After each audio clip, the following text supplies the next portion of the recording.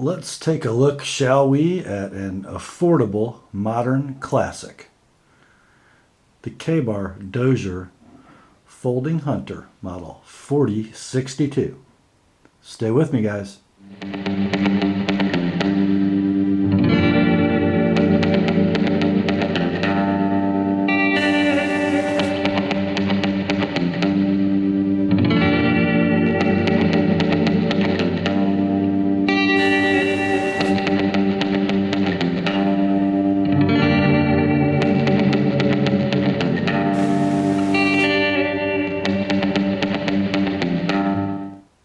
Hi gang, Rob here. It's the evening of November 2013. Time for a little knife review. And of course, as with most of my knife reviews, this one comes with a bit of a story. The knife we're going to look at this evening is the K-Bar Dozier Folding Hunter Model 4062. Well, let me give you a little background on this knife and some statistics before I get to storytelling. This comes from a line of Taiwan-produced K-Bar folding knives designed by Bob Dozier. They sort of come in three sizes. The minis are like the 4072, maybe 4075. They're smaller than this knife. Then you have a large Dozier folder that's bigger than this knife, and then you have this knife, the 4062, and a close cousin, the 4065, which instead of having a thumb stud deployment method has an oval shaped hole, or a thumb notch as K-Bar calls it. But a pretty tidy little family of blades, Taiwanese produced with Zytel handles and Aus 8A blade steel. I believe the whole family is hollow ground. This blade style is called a hunter. I call it a drop point. I believe they used to produce, but I can't find now, another one that's similar shaped that they call a spear point. I don't think it was really a true spear point. It just had a little different profile coming to the tip. I would call this just a classic drop point, and hollow ground from about 3/4 of the breadth of the blade down. These little knives can be had in today's market for between $20 and $25. The blade length on them is 3 inches. Handle length is 4 1/4. For an overall length of 7 1/4 if you're paying attention. The weight on these things, 2.4 ounces. Super, super light. Pocket clip is tip up, reversible left to right. The construction is rather interesting. The Zytel handle is essentially one piece. It appears to be like ultrasonically welded together. I mean, I can see, I don't know if the camera picks this up real well, but I can see lines between what appear to be handle scales and a backspacer, but to my knowledge, this knife doesn't come apart.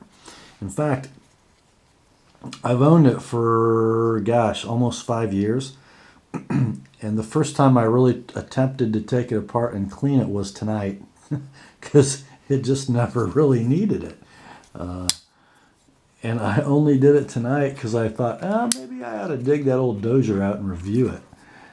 And I thought I'd clean it up so I could tell you, kind of how it went together. Sort of standard mid-lock design. And it does have an adjustable pivot, so the blade is removable. Kind of how it comes apart, you unscrew the male pivot screw, pop out the female cup.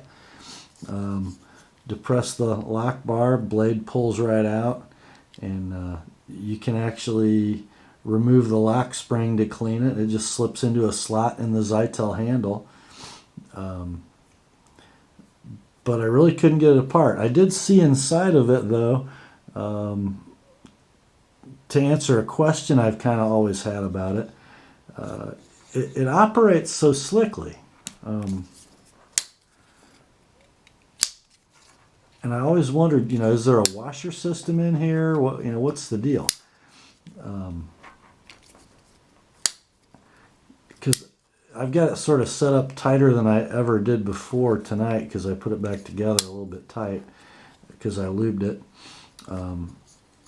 Normally it had almost drop-free blade, but I've got it a little tighter tonight. But even when it was looser, there was never any lateral blade play. So I've always been curious what's in there. And it's actually kind of interesting. There are no washers, neither Teflon nor phosphor bronze, but the washers are sort of these molded in raised areas in the Zytel. So you're not getting, full friction of the Zytel handle scales against the blade tang.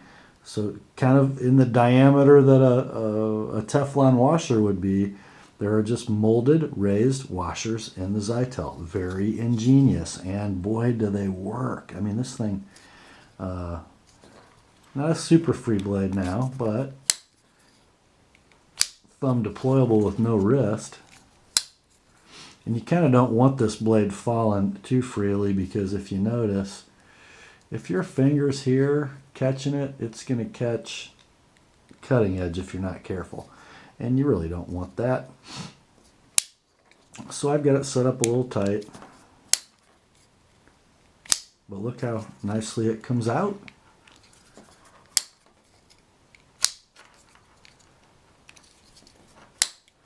Okay, now story time.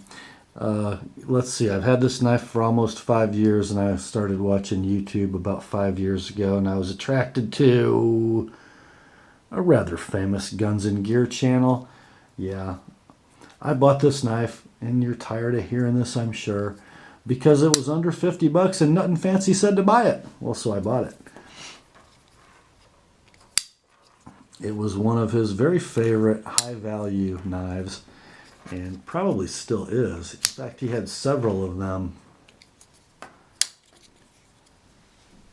I just couldn't resist. And they come in all sorts of cool colors. This one's coyote brown with the black Teflon coated blade. They make it with a black handle. They make it with a foliage green handle. Now zombie green. They make satin blades. They make black coated blades. They even make them in pink. I just thought the coyote brown with black was really cool, so I bought it. In fact, I also bought a coyote brown with black blade K-bar mule folder shortly after this, kind of a big brother, little brother sort of thing. The mule weighed like, 4 pounds and had a really weak lockback, and I sold it shortly after I bought it.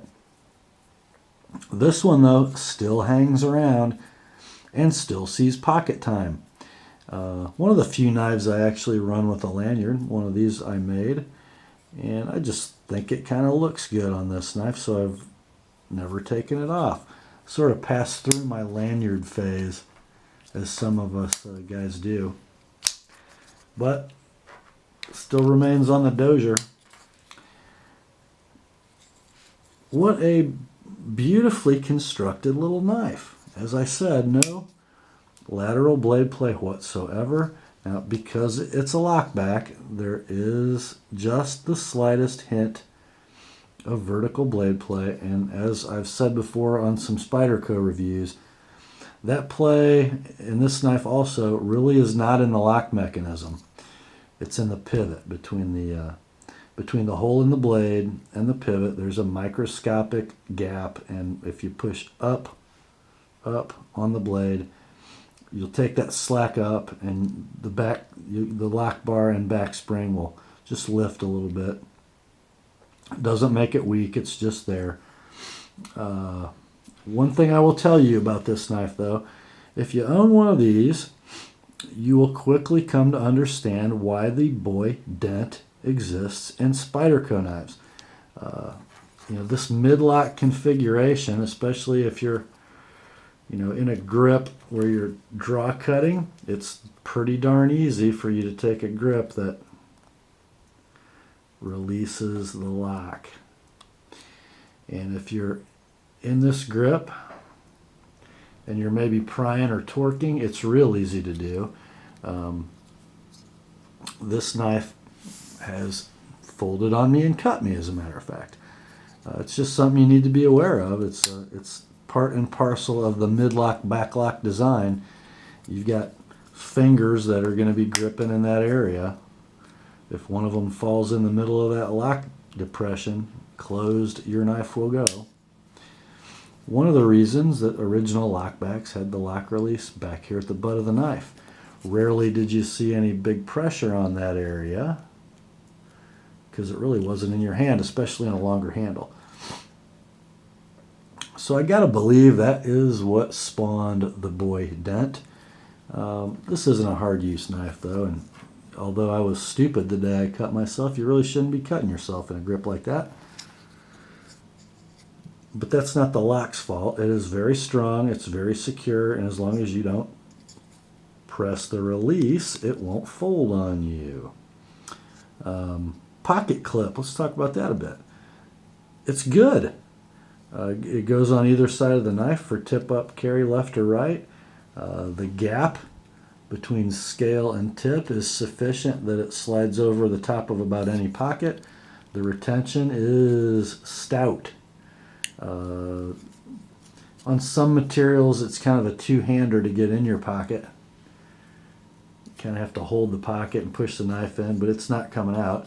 And with the lanyard especially, you can extract the knife very easily. Even without the lanyard, not that tough to get out of your pocket. The built-in texture in the Zytel handles is adequate but not destructive. And after almost 5 years, it retains a lot of texture, a lot of grip.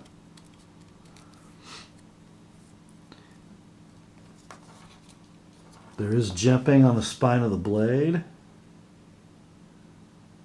And you'll notice this. The coated knives have sharper jimping than the satin knives. I think there is a satin polish step that happens on the satin finished blades that is not present on the coated blades, and that process rounds the corners of the jimping. So on the coated blades it's very sharp. Not painful, but extremely secure. It gets a little round and loses a little purchase on the uncoated blades. The coating, well, let's take a close-up.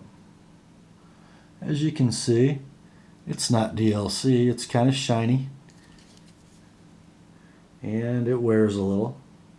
Got it coming off in some spots. But you know, this is this is a 5-year-old knife, and for probably 3 of those years it spent a lot of time in my pocket before my knife tastes got a little more expensive. The thumb stud, let's take a look at that. It's only on one side, but it is reversible. As you can see, there's kind of a groove in the middle and some knurling at the top where your thumb rests, and it rests there effectively. Lots of purchase on that little stud. Kind of like it actually, kind of old school. It works great. Grabs your thumb for a full range of motion deployment. You don't slip off of it. It's kind of cool. The hollow grind makes it a pretty good slicer. It's a high enough hollow grind that shoulder doesn't really inhibit the slicing ability of the knife. It's actually one of my favorite slicers for EDC kind of food preparation, cutting up fruit and such. Pretty darn thin behind the edge. Not super thin, but I would guess it to be maybe between 15 and 20 thousandths. The edge, this is kind of an interesting story. It'll surprise you, I think. This is pretty much the original edge profile. Now you'll notice it's smoothed out a little. You know, some freehand touch-ups, some sharp maker touch-ups, lots of stropping. But I've never had this knife on the Edge Pro. Just kind of hangs in there. The old Aus 8 at 56 to 58 Rockwell. No chips in it. Kind of a funky base of the edge. It kind of Starts in the middle of nowhere, sort of at the edge of the plunge grind. Not the best work, but it's a $20 knife. So let's see, after all these years and nothing but a little freehand sharpening, let's get our Nacho Shooter Supply catalog paper out and see how it cuts. You know, I'm sure it's not great, but it's not bad.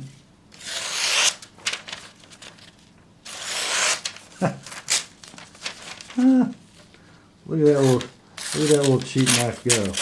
Well, there's a bad spot. Doggone it.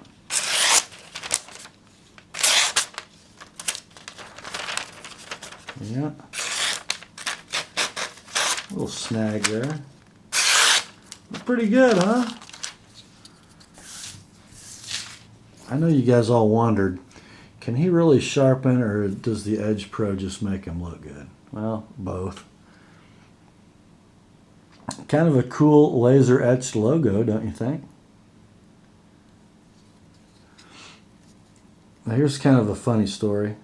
You guys know I'm not a huge fan of Seiki City lockback Spydercos, and way back when in the old days, this young TNPer, then with a channel named RB Carnut, decided to do a comparison review with this knife and this very knife, and my first Delica, which was a Delica 4 VG10 Saber Ground. And I may have shared this in some other videos, but I did not have good experiences with Delicas. Went through 3 of them. They all had problems. And I did a scathing 25-minute review explaining why this $20 K-Bar Dozier was a vastly superior EDC blade to the Spyderco Delica. Unlined, 2.4 ounces, rock solid, great slicer. I think the steel's about a toss-up. Many of you would differ with me on that, but I don't find VG10 to be a vastly superior steel to AUS 8. And still to this day, 1/2 to 1/3 the cost of a Delica is the Dozier. I suppose you could make the case that the ergonomics are better on the Delica, but I'm not sure I would agree with that either. The ergos on this knife are pretty good. Saber grip, very secure. Hammer grip, it's a little lacking in the index finger area. It doesn't quite fill the hand. That's my bad index finger though. No, I'm going to say that's pretty good. The draw cut grip, very comfortable. Reverse grip, very comfortable. I'm getting a little clip bite on my pinky. But guys, you know, for 20 bucks, buy 5 of them. And again, a fair amount of use on this blade. Not all of it easy, as you can tell by the wear and the coating. And it's held up really well. You know, I'm not going to make the case that the $20 Dozier is a rival to, let's see, the Sebenza. There's a good little size comparison for you all, though. Of course it's not, but it's a $20 knife. You know, how about a tackle box knife? How about a glove compartment knife? How about a backup in your EDC pack? Maybe that's where this should be, instead of languishing in my safe on a carpeted shelf. Because, you know, my tastes have gotten a little more expensive over the years, and the poor little Dozier just doesn't see a lot of pocket time. But I bet you I'll never sell it. Do I still believe it's a better knife than a Delica? You know, having gained wisdom and experience and more knowledge of modern folding knives, yeah, I do still think it's better than a Delica. At least a Saber Ground VG10 Delica. and it's still 1/2 to 1/3 the cost. You know, it's made from stamped components. It's constructed a lot like cold steel would construct a knife, except it's a K-bar. Pretty darn quick little thing though, isn't it? There's just not a lot to complain about. And don't you think it's kind of cool looking? Do a little slow pan before we wrap up.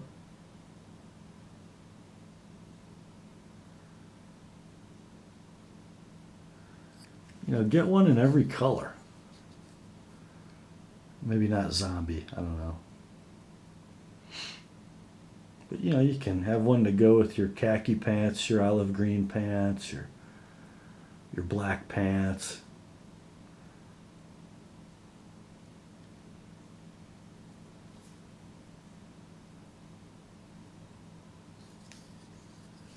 Why wouldn't you buy one of these? Unless you just don't like a good cheap knife for some silly reason.